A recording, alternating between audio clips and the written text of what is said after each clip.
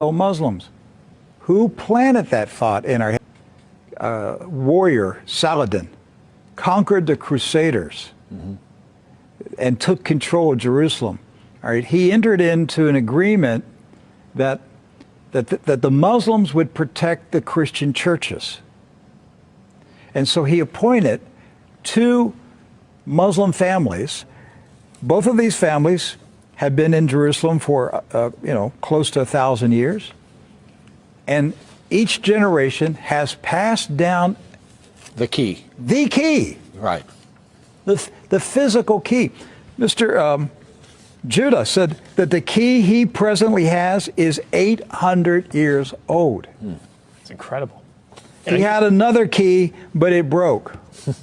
And this is a Muslim. I mean, yes. Adbi Judah is a Muslim. And he said it's a great honor for a Muslim to hold the key to the Church of the Holy Sepulchre, which is the most important church in Christendom.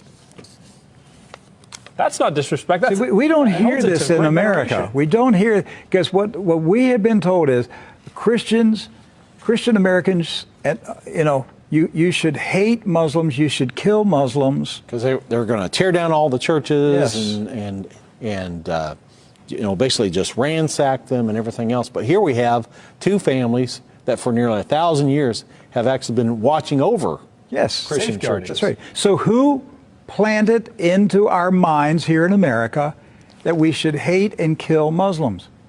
Who planted that thought in our head? Because it came into our society after 9/11. That's correct. So 9/11 was a calculated, planned operation, and it changed everything in our country. And so we were saturated with media propaganda, which who owns the media in this country? So we're saturated with this media propaganda. You Americans, you need to hate Muslims. You need to go to war. You need to send your sons to go kill Muslims. All right?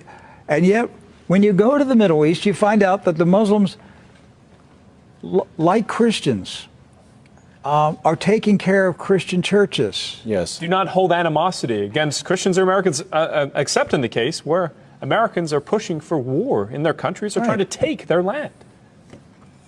So they've lived together. They've lived together for centuries and centuries.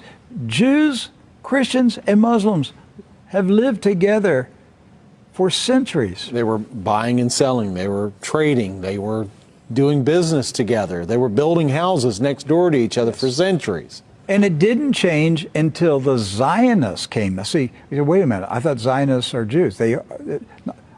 Not all Jews are Zionists. And not all Zionists are Jews. Right.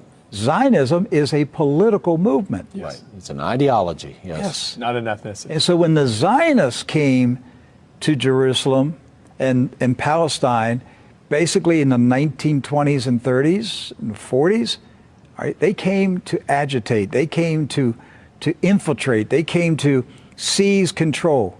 And so they formed paramilitary groups, like Irgun. And that's where Ariel Sharon and Menachem Begin, these guys were young terrorists. Yes. That's right. And so there's where the hatred started to come in. The fighting, the animosity, the bitterness. But it didn't start until the Zionists appeared. The fighting, the animosity, the bitterness. But it didn't start until the Zionists appeared.